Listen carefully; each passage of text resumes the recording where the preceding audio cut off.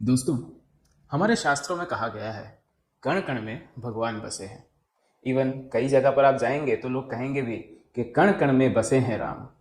अब आप कहेंगे कि सर आपने स्ट्रक्चर ऑफ एटम का थंबनेल डाला था और बात कर रहे हैं आध्यात्मिक चैनल की, ये क्या है? थोड़ी देर बने रहे क्योंकि आज मैं विमल मेहता, आपका सूत्रधार, आपको ये प्रूफ करके दिखाएगा कि कण कण में सही में भगवान बसे हैं।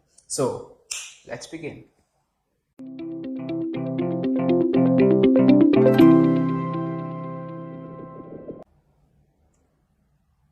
दोस्तों, भारतीय शास्त्रों के अनुसार अगर हम देखें तो ब्रह्मा जी जो हैं उन्होंने सृष्टि का सर्जन किया था। सृष्टि को पालने वाले हैं हमारे विष्णु जी, और सृष्टि का संहार या सृष्टि की रक्षा करने वाले हैं हमारे महेश जी। ठीक है, वैसे तो ब्रह्मा जो हैं उन्होंने निर्माण किया था, विष्णु जी जो हैं उन्होंने पाला है, और हमारे महेश जी जो है वो रक्षा करते हैं। पर जनरली महेश जी अगर गुस्से में आ जाए तो तांडव करते हैं और पूरी धरती जो है वो हिलने लगती है। तो यहाँ पर मैं आध्यात्मिक कोई प्रवचन नहीं देना चाहता, लेकिन मैं आज आपसे एक पॉइंट बताना चाहता हूँ। जैसे आपने ये समझा है कि कोई भी एटम में 3 सब एटॉमिक पार्टिकल्स होते हैं। पहला प्रोटॉन। प्रोटॉन एक ऐसा कण होता है कि जिसकी वजह से कोई भी एटम का एग्जिस्टेंस पॉसिबल है। प्रोटॉन बेसिकली जो होता है वो ज़रूरी है कि कोई भी एटम जो है उसका सर्जन हो। इलेक्ट्रॉन, जब कभी भी कोई एटम को दूसरे एटम के साथ जुड़ना होता है तो वो इलेक्ट्रॉन ही होता है जो दूसरे एटम के साथ उसको जोड़ने में हेल्पफुल होता है। तो एटम को चलाने के लिए इलेक्ट्रॉन ज़रूरी है, एंड एटम का वजन बना रहे, वो स्टेबल बना रहे, इसलिए उसके सेंटर में कहीं ना कहीं न्यूट्रॉन भी ज़रूरी है। अभी आप उसको जोड़ के देखिए। प्रोटॉन की वजह से एटम का सर्जन पॉसिबल है, और पृथ्वी का सर्जन किसने किया? सृष्टि का सर्जन किसने किया? ब्रह्मा जी ने। तो ब्रह्मा जी हो गए हमारे प्रोटॉन। हमारी जो सृष्टि है उसको पालने वाला कौन? विष्णु जी। एटम को चलाने वाला कौन? इलेक्ट्रॉन। तो हमारे विष्णु जी जो इलेक्ट्रॉन बन गए।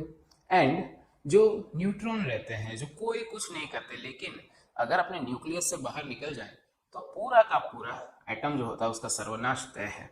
तो वो हो गए हमारे महेश जी। ब्रह्मा विष्णु महेश हर एक कण में बसे हैं, तो कण कण में बसे हैं भगवान। दोस्तों, ये जो एक थियरी है ये समझने में काफ़ी आसान है कि हम जो भी एटम है उसके अंदर 3 कण बसे हैं, लेकिन वो 3 कण हम पहचान कैसे पाए कि ये प्रोटॉन है, ये इलेक्ट्रॉन है, या ये न्यूट्रॉन है? तो उसके लिए बहुत सारे साइंटिस्ट थे, उन्होंने समय समय पर अलग अलग मॉडल्स दिए।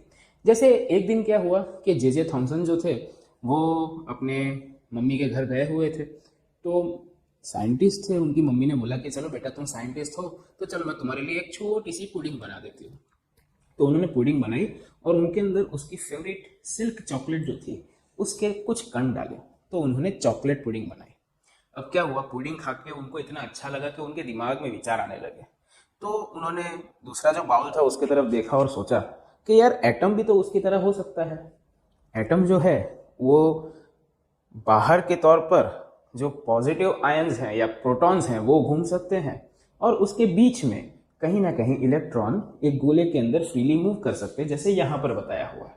तो जो ये लाल पार्टिकल्स आपको दिख रहे हैं ना, these all are the electrons that he imagined, and the rest which is surrounding it is the proton. उन्होंने एक और चीज भी समझी कि जो एटम होते हैं ना वो इलेक्ट्रिकली न्यूट्रल होते हैं। दैट मीन्स कि जितने प्रोटॉन होंगे उतने ही उसके अंदर इलेक्ट्रॉन होंगे। एक एग्जांपल देता हूं, जैसे अगर आप यहां पर गिने तो आपके कितने प्रोटॉन है? 1 2 3 4 5 6 7 8 9। तो जैसे हमने मैथ्स में समझा है तो +9 और 1 2 3 4 5 6 7 8 9, तो ये हो गया -9। 9 - 9 इज 0।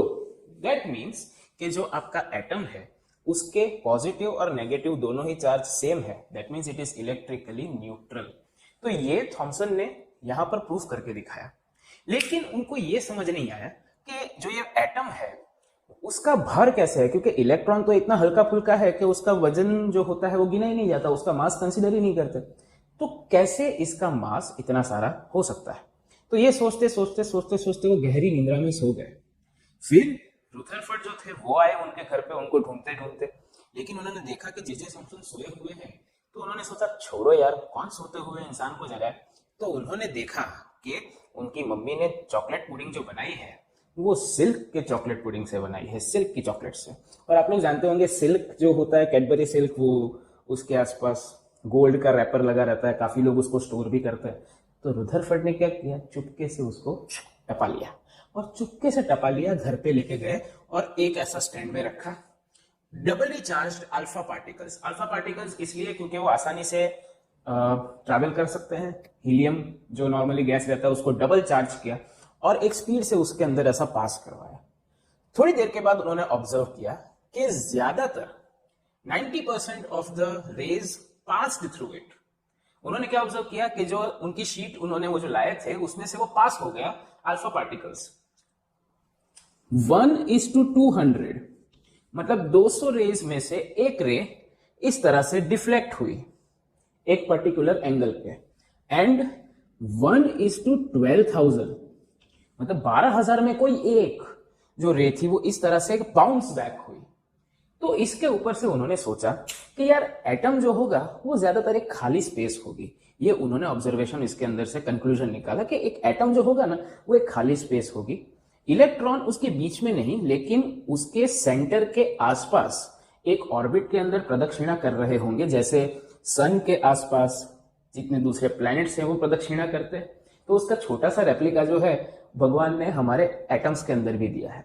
तो एक्चुअली कैसा है कि भगवान का मॉडल्स तो सब जगह सेम रहता है, साइज चेंज होती रहती है, राइट। तो उन्होंने देखा कि एटम खाली है, इलेक्ट्रॉन जो है वो आजू बाजू घूम रहा है, और उसके सेंटर में एक न्यूक्लियस करके जगह है जहां पर सारे पॉजिटिव चार्ज जो है वो जमा होते हैं। लेकिन उनके एक्सपेरिमेंट से एक चीज समझ नहीं आई कि अगर इलेक्ट्रॉन उसके आजू बाजू प्रदक्षिणा कर रहे हैं तो उनके ऊपर दो प्रकार के फोर्स लग सकते हैं। एक है सेंट्रीपिटल फोर्स, एक है सेंट्रीफ्यूगल फोर्स। एक होता है कि जो सेंटर से उस ऑब्जेक्ट को दूर फेंक सकता है, जैसे कि इलेक्ट्रॉन को दूर फेंक सकता है, जैसे गोला घुमाई के जैसे हम फेंकते हैं तो वो सेंटर से दूर जाता है।